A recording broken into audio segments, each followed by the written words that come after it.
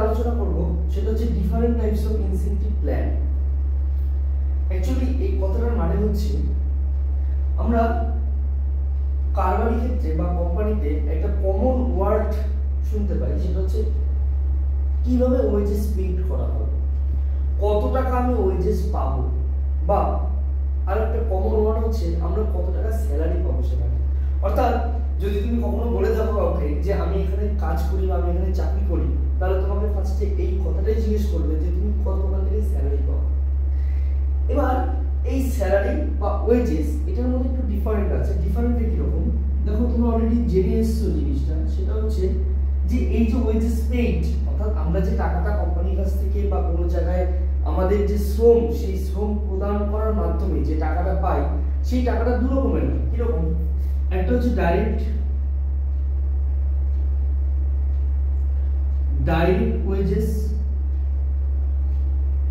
Second হচ্ছে indirect wages.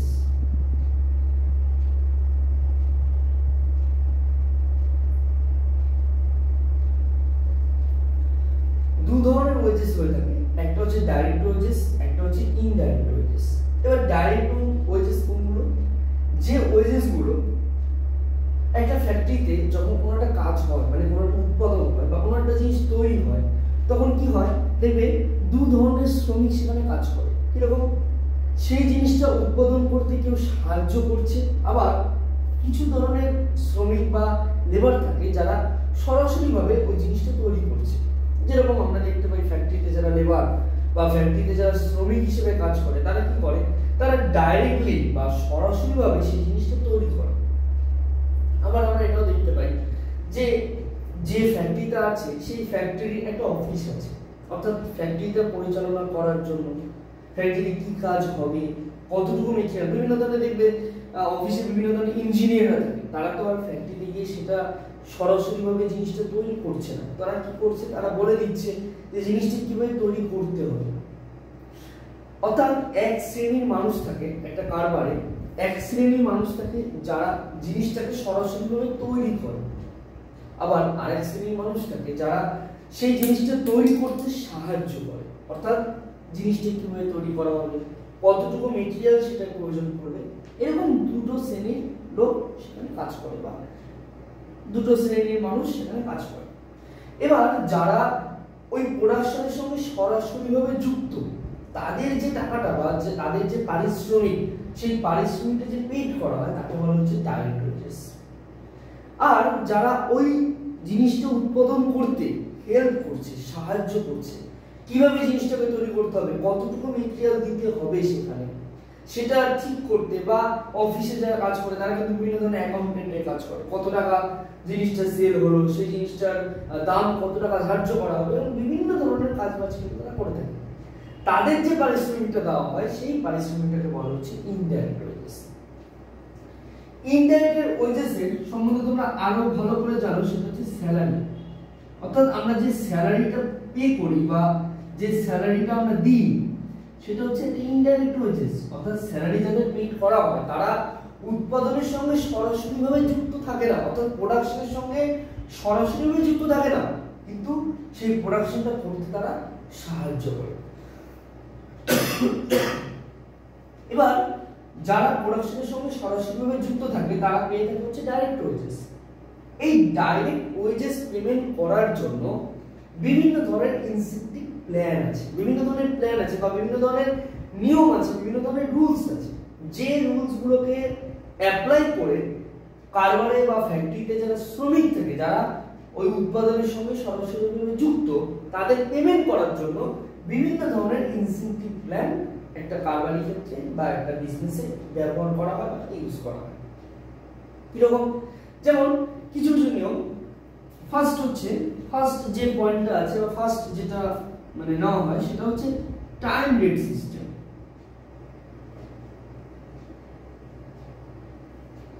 Next হচ্ছে piece rate system.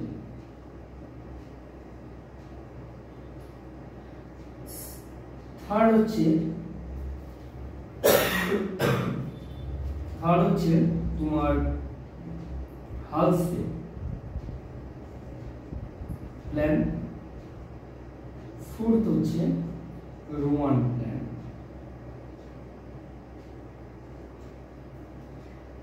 এই চারটি হচ্ছে মেইন গুরুত্বপূর্ণ চারটি মেথড, যে মেথডগুলোর মাধ্যমে বা এগুলো হচ্ছে একটা প্ল্যান, যে প্ল্যানগুলো অ্যাডপ্ট করার মাধ্যমে অর্থাৎ যে প্ল্যানগুলো নেওয়ার মাধ্যমে একটা কারবারি ক্ষেত্রে বা একটা কারবারে যারা ডাইরেক্ট ওয়েজেস পায় অর্থাৎ যারা সরাসরিভাবে সেই উৎপাদন কার্যে যুক্ত তাদের ওয়েজেসগুলো পেইড করা হয়।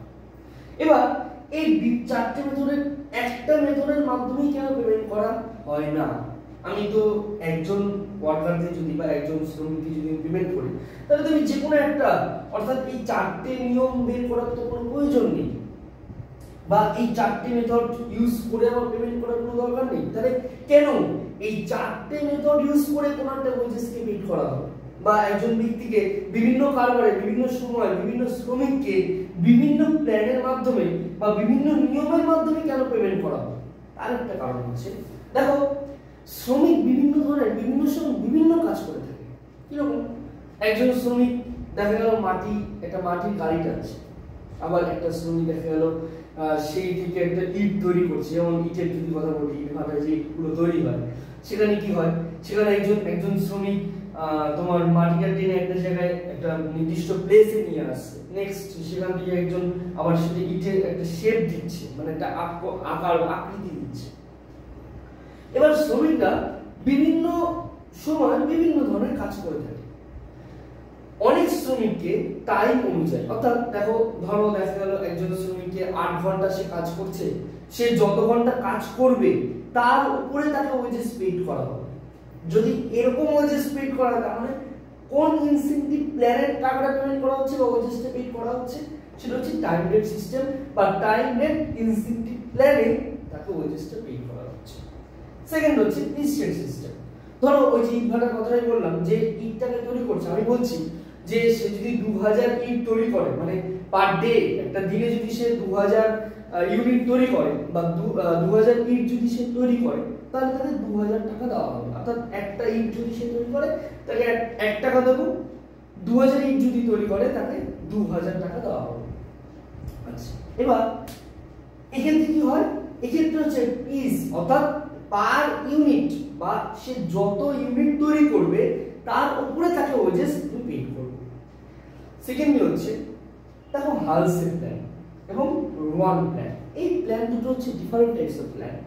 ডিফারেন্ট টাইপস অফ প্ল্যান মানে কথার মানে হচ্ছে এটা, দেখো ইট ভাটায় যেমন বিভিন্ন ধরনের মানে তোমার শ্রমিক কাজ করে বলতে যেরকম বলতে চাইছি তোমার ইটটাকে যে আকার দেয় বা মাটিটা যে টেনে তারাও শ্রমিক। আবার দেখা গেল যে ওই ইট ভাটার যে অফিসটা আছে সেই অফিসে বসে সে তার অ্যাকাউন্টেন্ট যে কাজগুলো সেই অ্যাকাউন্টেন্ট কাজগুলো সে করছে।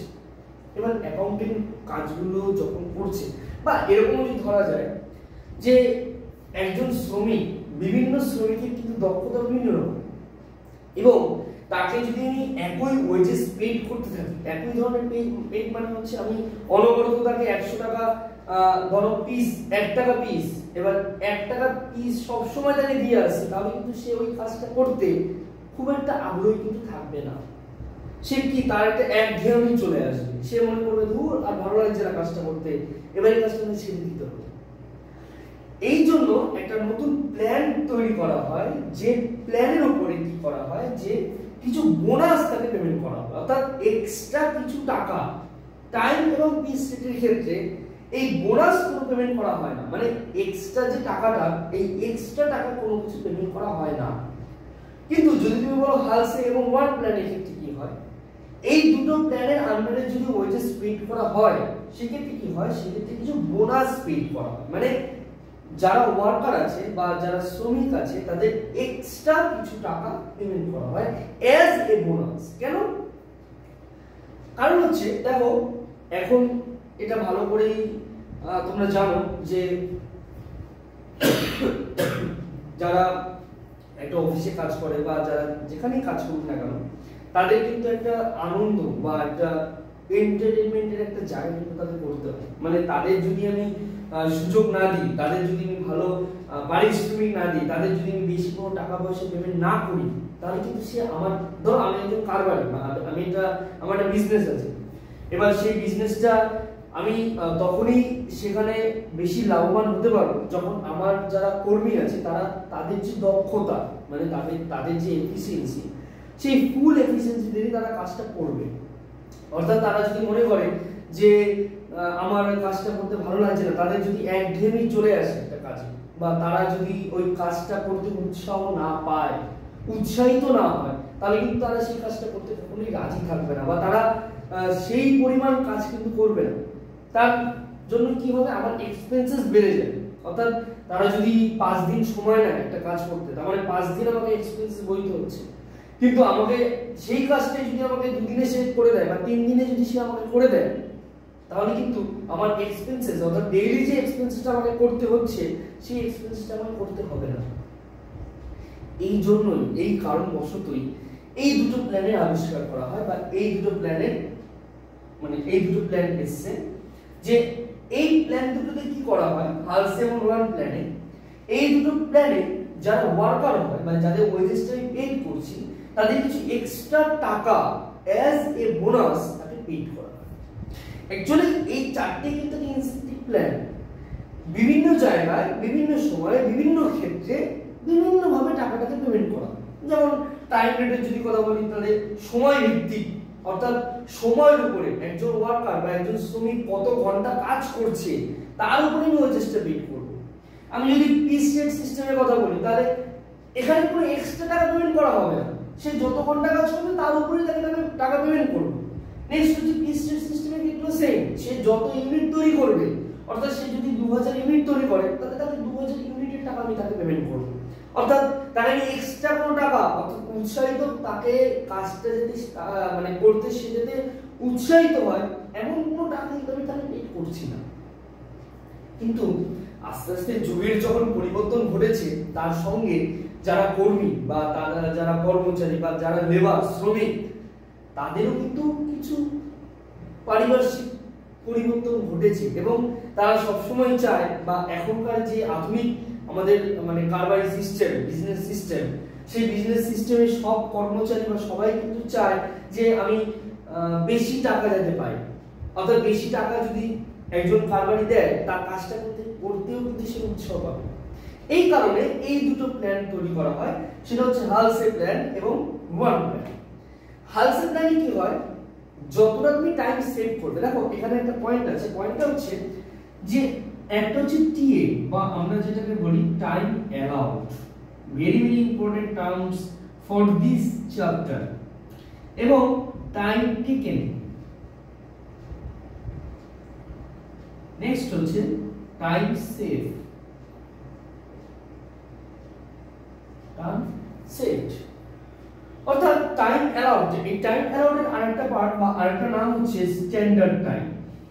স্ট্যান্ডার্ড টাইম আর টাইম অ্যালাউড এই দুটো কথার মানে সেম।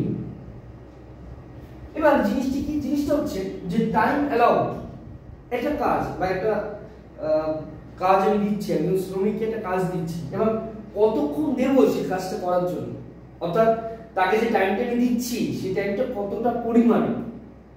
ধরো বলা হলো যে আমি একটা ইট তৈরি করতে বলছি, এবার ইটটা তৈরি করতে ধরো আমার 1 ঘন্টা সময় লাগে, সাপোজ 1 ঘন্টা সময় লাগছে, তার মানে আমি একজন মালিক, আমি ওকে 1 ঘন্টা টাইম দিচ্ছি ওই ইটটাকে তৈরি করার জন্য, বা 2000 ইউনিট তৈরি করার জন্য, 2000 ইট তৈরি করার জন্য আমি ওকে 8 ঘন্টা টাইম দিচ্ছি। তার মানে এখানে হচ্ছে 8 ঘন্টা হচ্ছে টাইম অ্যালাউড বা স্ট্যান্ডার্ড টাইম, 8 আওয়ার্স।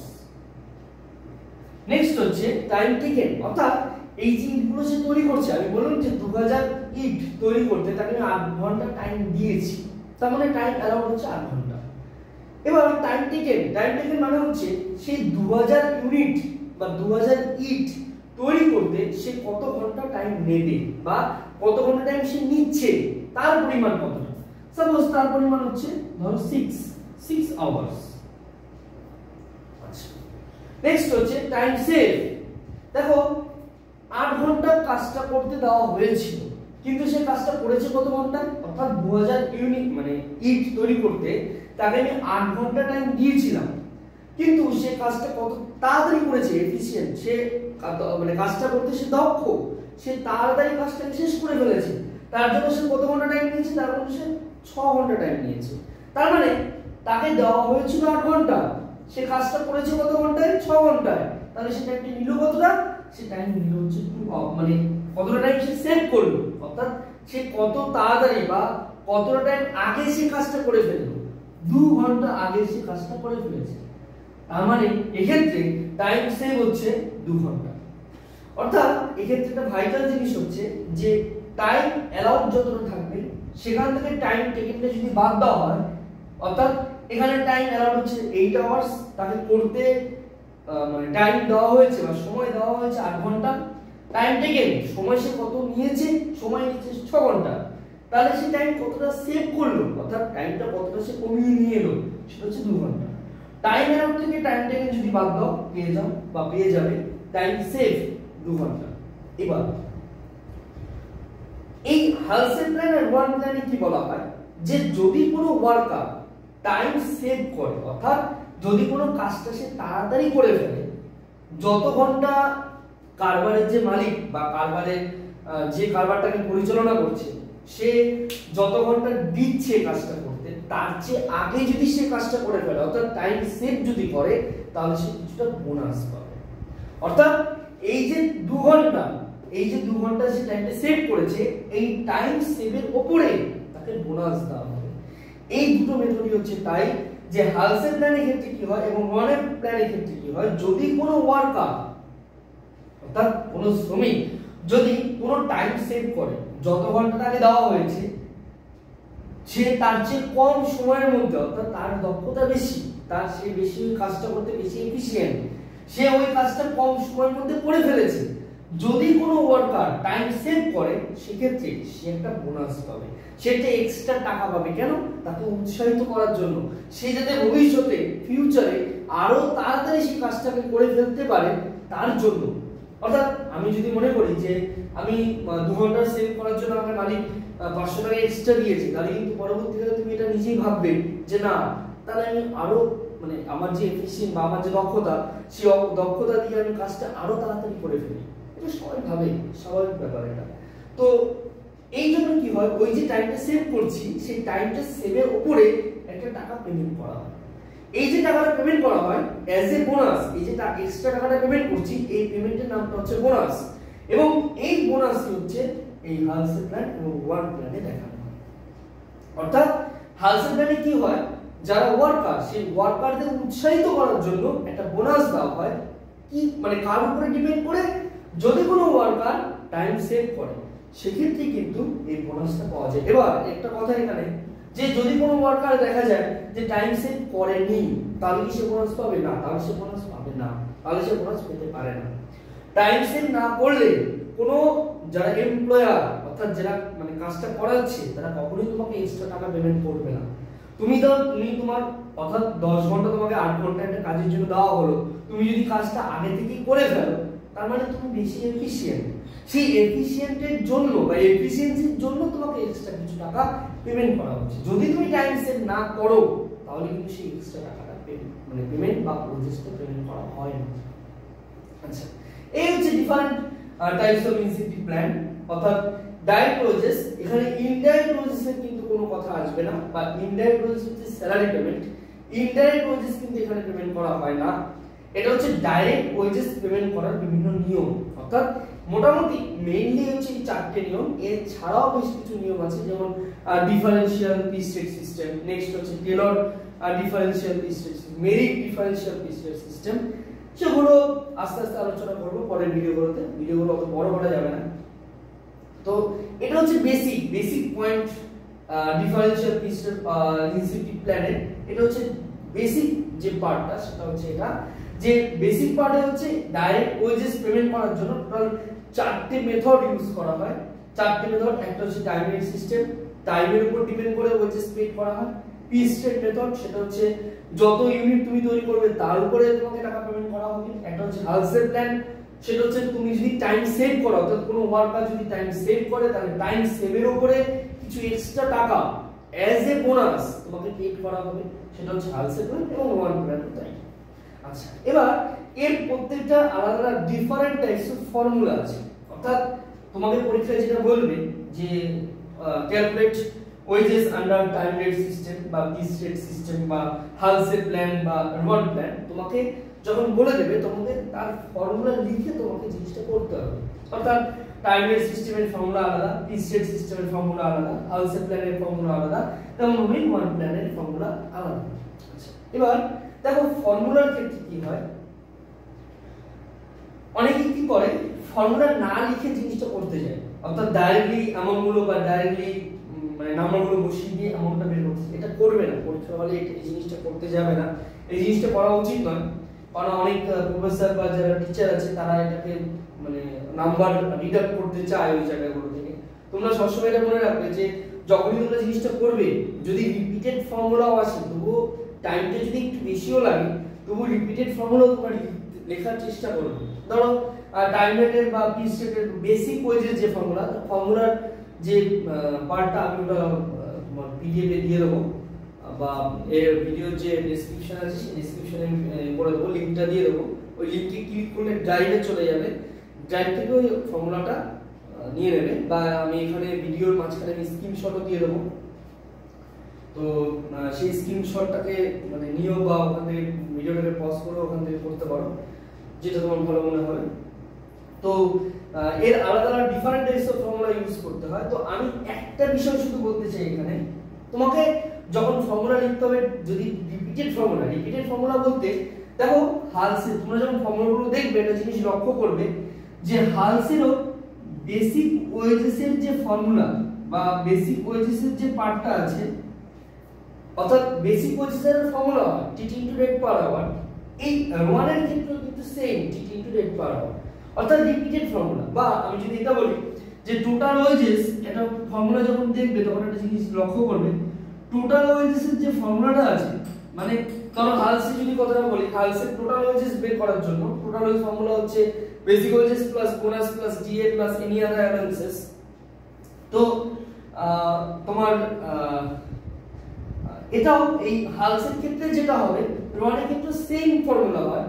তোমরা এটাকে মানে ইগনোর করবে না, অর্থাৎ দুটোই করতে বললো। ধরো পরীক্ষায় বললো যে হালসে প্ল্যান এবং ওয়ান প্ল্যান দুটোই করতে, তোমরা কি করলে হালসেতে লিখলে total wages is equal to basic wages plus bonus plus তোমার DA plus any other allowances. এবার ওয়ানে তোমরা সেটা লিখলে না, যে আমি একবার লিখে ফেলেছি অলরেডি, আর লেখার প্রয়োজন নেই। এটা করবে না, এটা করা উচিত নয়। কোনো টিচার যদি সেরকম মনে করে কিন্তু সেখান থেকে নাম্বার ডিডাক্ট করতে পারে। তো তোমরা কি করবে, তোমরা হালসের ক্ষেত্রে টোটাল ওয়েজেস যে ফর্মুলাটা সেটা লিখবে, সেকেন্ড ওয়ান হচ্ছে ওয়ানের ক্ষেত্রে যে ফর্মুলাটা মানে সেম ফর্মুলাটা সেটা তোমরা ওখানে পুট করার চেষ্টা করবে, পুট করবে, না হলে কিন্তু ওয়ান থেকে নাম্বার ডিডাক্ট করতে পারে। আচ্ছা, নেক্সট পয়েন্ট হচ্ছে এখানে আরেকটা কথা বলি, দেখবে ফর্মুলা যখন তোমরা দেখবে জিনিসটা, তখন একটা জিনিস লক্ষ্য করবে, এই হালসের প্ল্যানের ক্ষেত্রে একটা বোনাসের একটা ফর্মুলা হয় এবং আলাদা আলাদা পার্ট করে করবে, মানে এরকম জিনিসটা total wages is equal to basic wages plus bonus plus DA plus any other allowances, তার নিচে প্যারা চেঞ্জ করে basic wages is equal to TT into rate per hour, তার নিচে বোনাস ইজ ইকুয়াল টু হচ্ছে বলছি একটা জিনিস দেখো, bonus is equal to 50% of TS into rate per hour. এই হচ্ছে হালসে প্ল্যানের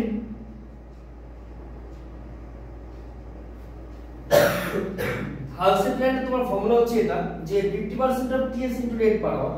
দেখো এখানে টাইম শিফটটা 2 আওয়ার্স আছে, তার মানে কি এখানে টিএস মানে 2 আওয়ার্স। এবার কথাটা হচ্ছে যে কখনোই টিএস ধরো 2, রেট পার আওয়ার ধরো 5, ওকে দেওয়া থাকবে রেট পার আওয়ার কত আছে। তো এটা কখনোই এরকম করবে না যে 2 into 5 মানে 5 into 2 মানে 10 into 50%, এটা কিন্তু নয়। এটা যদি করো পুরো জিনিসটা কিন্তু ভুল। মাথায় রাখবে যে এটা একটা পার্ট আর এটা একটা পার্ট, অর্থাৎ এটা 50% অফ টিএস মানে টিএস এর হচ্ছে 50% ইনটু রেট পার আওয়ার। কখনোই যদি এরকম করে ফেলো মানে 2 into 5 is equal to 10 into হচ্ছে 50%, তার মানে কিন্তু आंसर 5 চলে যাবে।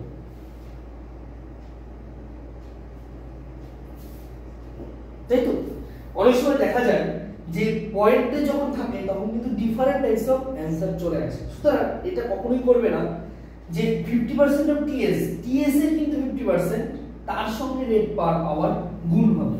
কখনোই 2 × 5 × 50% পড়বে না, এটা করা উচিত না। বা অনেক সময় যদি পয়েন্টে থাকে, মানে ধরো এটা পয়েন্টে আছে, রেট পার আওয়ার পয়েন্টে আছে, তখন ডিফারেন্ট এসে মানে ক্যালকুলেটরে তুমি ক্যালকুলেশন করলে কিন্তু পয়েন্টের একটু ডিফারেন্স চলে আসে। সুতরাং এটা সবসময় মনে রাখবে যে 50% অফ টিএস মানে টিএস যতটা আছে তার 50% ইনটু রেট পার আওয়ার অর্থাৎ 5। আচ্ছা, এটা গেল বেসিক পার্ট, তোমার ইনসেন্টিভ প্ল্যানের বেসিক পার্ট এটা। আচ্ছা, ইন্ট্রোডাকশন পার্ট বা বেসিক পার্ট এটা। আচ্ছা, এরপরে যেটা আছে নেক্সট যে ভিডিওটা আছে, নেক্সট ভিডিওতে আমি একটা সাম করে দেখাবো বা এটার ফর্মুলাগুলো কিরকম হয়। নেক্সট আমি এই চারটে ফর্মুলা দিয়ে একটা সাম আমি করে দেখাবো। নেক্সট যে ভিডিওটা আছে পার্ট 2 এর ইন্ট্রোডাকশন পার্ট, নেক্সট যে পার্ট 2 যে ভিডিওটা বেরোবে তার উপরে আমি একটা পুরো একটা সাম দেখিয়ে পুরো বুঝিয়ে দেবো জিনিসটা কিভাবে করতে হয় অ্যাকচুয়ালি। আচ্ছা, ভিডিওটা বড় করছি না, এ পর্যন্তই আজকে বন্ধ করছি ভিডিওটাকে। যদি কোনো অসুবিধা হয়, যারা আমার ব্যাচে আছো তাদের তো কোনো সমস্যা নেই, আমাকে জিজ্ঞেস করে নেবে। আর যারা যদি মানে অন্য কেউ যদি দেখো তাদের যদি কোনো অসুবিধা হয়, আমার হোয়াটসঅ্যাপ নাম্বার আমি দিয়ে দেবো ভিডিওর লিঙ্কে বা ভিডিওর নিচে আমি দিয়ে দেবো, আমাকে মেসেজ করেও জানতে পারো, কোনো সমস্যা নেই। তো একটু চ্যাপ্টারটা একটু যদি মানে মন দিয়ে বা একটু যদি খেয়াল করে জিনিসটা করো, চ্যাপ্টারটা খুবই ইজি। জেনারেলদের জন্য তো খুবই ইজি, অনার্সদের জন্য ইজি। একটু কিছু কিছু ক্রিটিক্যাল কিছু সাম দিয়ে বসে আন্ডার ক্যালকুলেটর বা সিটি আন্ডারে, আশা করি অসুবিধা হবে না। তো যদিও কোনো অসুবিধা হয়, যেটা বললাম যে আমার নাম্বার দেওয়া হবে, নাম্বারে হোয়াটসঅ্যাপ করে মেসেজ করতে পারো বা আমার যারা ব্যাচে আছে তার ব্যাচে আমি জিজ্ঞেস করতে পারো, কোনো সমস্যা নেই। ঠিক আছে, আজকে ক্লাস